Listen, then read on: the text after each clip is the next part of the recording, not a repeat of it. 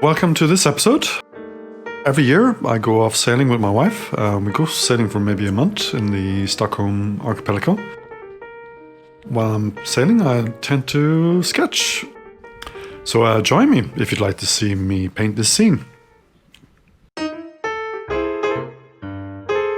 Hi, I'm David and I paint watercolours. I just love being outdoors and I hope these videos inspire you to do the same.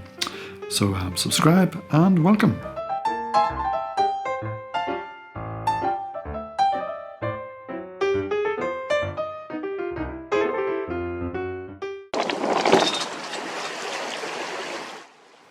Like I said, we go off sailing every year and we tend to go out into the outer archipelago. It's quite far out and get away from other boats as much as possible. Actually, when I see these, I kind of long to get back to the open horizon and instead I'm stuck here in my studio. Oh well, that's life. Anyway, not every day was sunny on the holiday, and this day in question was kind of grey. But anyway, I had some time on my hands to do a little sketch, so I thought I'd paint the scene there in front of me. Basically, the composition is island in the foreground, island in the midground, and then some islands off in the horizon. So I start off with my mechanical pencil, which is a 2mm soft lead pencil. I think it's like a 3B or something. And I'm sketching slowly because I just want some simple lines, some guides, and I don't want to have to use a rubber and an eraser. I'm putting in a little sailing boat here. It's kind of a simple composition, but you can see there is a sailing boat there anchored in the bay. Anyway, so I put in the sky first, and I make it kind of more interesting than it actually is, because the reality is just grey. So I start off with some Holbein Verditer blue, and then I kind of grey it down with some Jaune brilliant. It's Chen Chunwei who got me into these colours. Yeah, so really good sky colours, Holbein. Otherwise, I kind of use Winsor Newtons and Daniel Smiths as well. I have no particular preference. But when it comes to skies, I like the Holbein.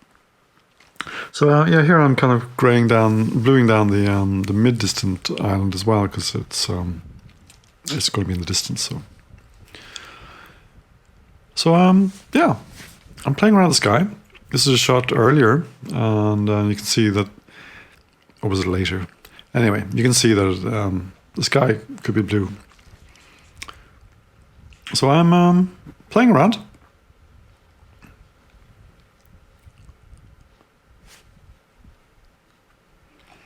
Because I have it mounted on a board like this, my piece of watercolor paper, which is Saunders Waterford, by the way, 300 gram, I can tilt the board back and forth like this and let the pigment move in all directions. And I think it's great fun. And this is how I usually create my clouds. On this particular occasion, I actually went a bit too far, so I had to, well, you'll see later, I kind of had to go and do a bit of a rescue.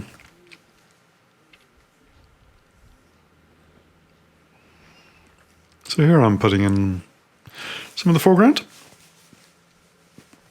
Trying desperately to miss that boat, the sail. I don't have any masking fluid or anything like that. I kind of partially fail. Here I'm trying to keep the water reflective with some sparkles. I later opt not to have that effect. And now I'm kind of darkening it down here. I'm going to use a gradient again. I just put darken it down and then put the pigment down, and then let the board tilt backwards and let the pigments flow back up the watercolor paper. So yeah, here I realized that the sky was too dark because I'm going to be putting trees on the island, and I didn't want it just to be kind of dark. So here I'm just kind of using a bit of water and a wet wipe and lifting the pigment and trying to create an interesting sky at the same time. I wouldn't recommend this actually, but it's just the way it happened. And for me, sketches, it's all about experimenting and learning what you what you can and what you can't do. Yeah, so I'm just lightening it down. I felt I went too dark. The first wash should be light. Okay, so now I got my yellow ochre out, and I'm putting down like a base color for the island.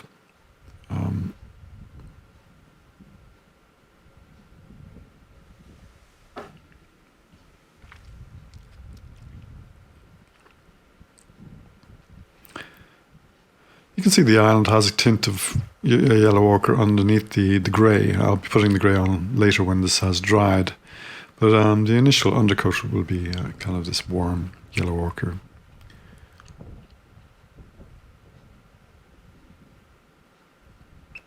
Now it's time for me to do the islands in the background. Basically, it's just a line, and I'm just trying to make it as interesting as possible. I've kind of stylized here, made them kind of very lilac-y, purpley. And a cool color like this makes things go off into the background more. And so while I have that purple on my brush, I start trying to create a form on the rocks using lights and darks.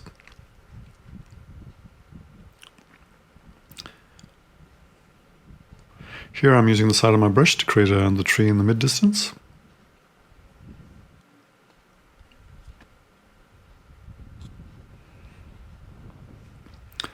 And now it's time for me to tackle the trees in the is it foreground?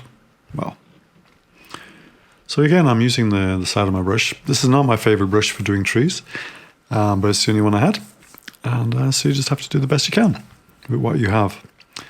So basically, I'm trying to create an interesting shape here. I'm not trying to copy the trees exactly. It's inspired by what I see in front of me, and then I'm trying to create an interesting shape, you could say.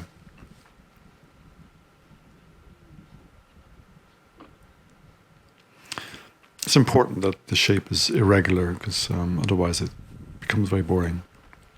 You can see in reality that the trees, it's actually just a big lump of trees. It's quite boring if you just try and paint it like a photograph. It needs light, it needs air.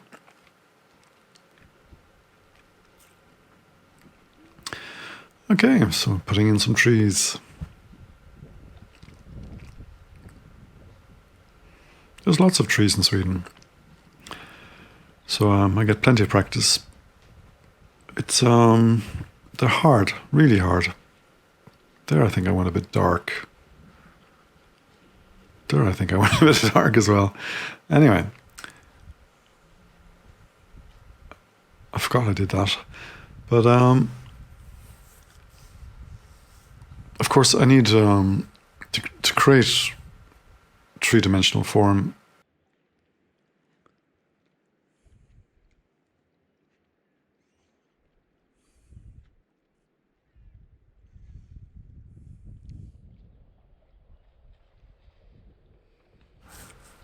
So I'm putting some shade down underneath the trees here.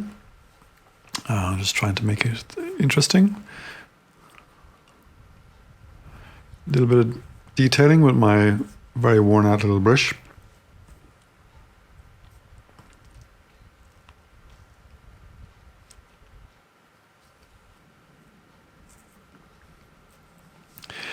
The trees take a long time. It's always difficult to create a nice looking tree, and here I'm just playing around, putting on some branches, etc., etc.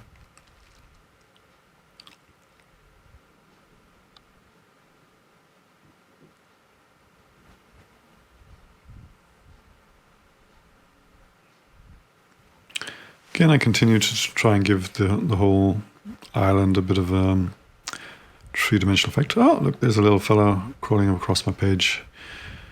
Hopefully he can add a bit of interesting texture to the painting.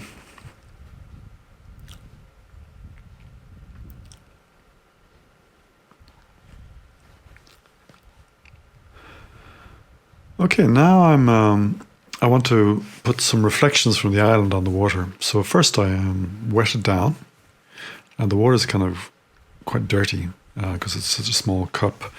But anyway, no matter. It gives it a green tint, which is more close to reality, really. So I start trying to put in the trees and things so that they so it feels kind of natural, you could say.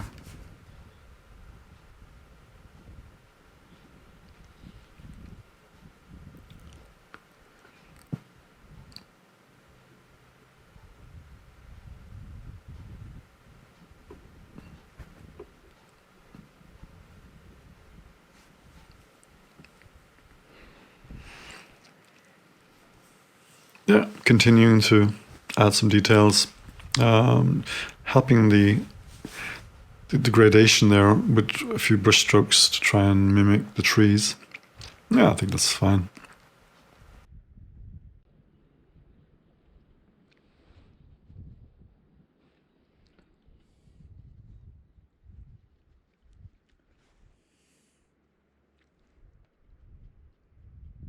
Here I'm starting to grey down the island and to give it a kind of a more natural look. I'm just using a very transparent kind of blue-ish grey type colour.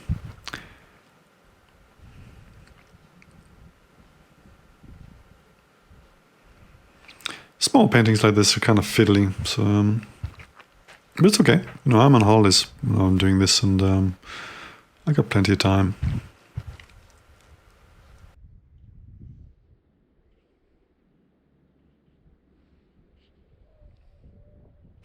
Again, I just keep adding some reflections from the trees.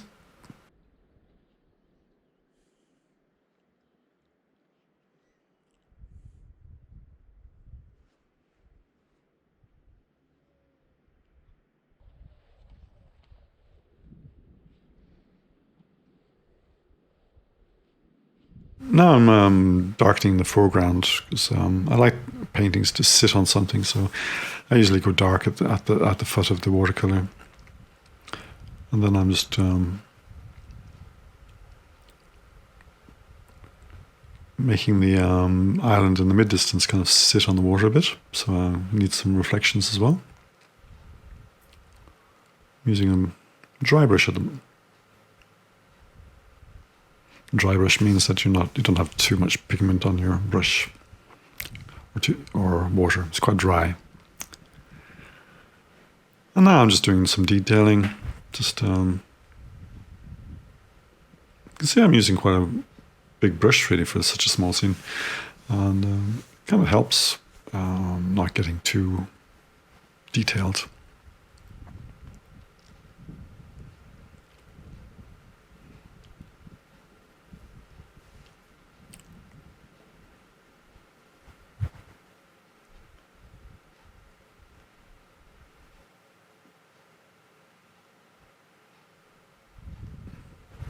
I haven't put any music on this episode. If you think it needs some music, let me know. Write a comment below. Actually, write a comment anyway if you have any opinions. Be very happy to hear them.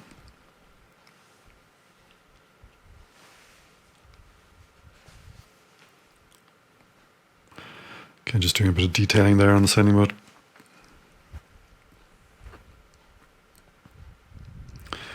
Okay, just the last of the details with my very small brush. Yeah, I think I'm almost done.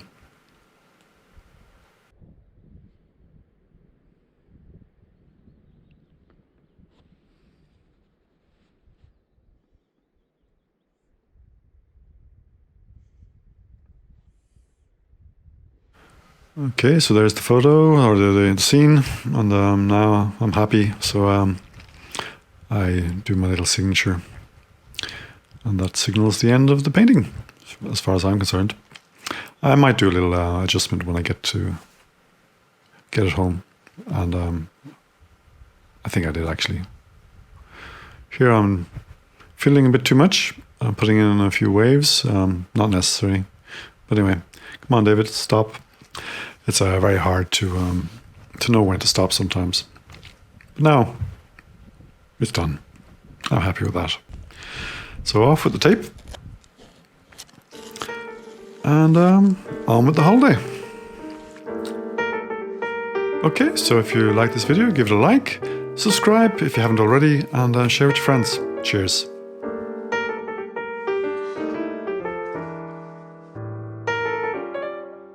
If you'd like to support the making of these videos, you can by visiting my Patreon page, patreon.com/meldrumart. Okay.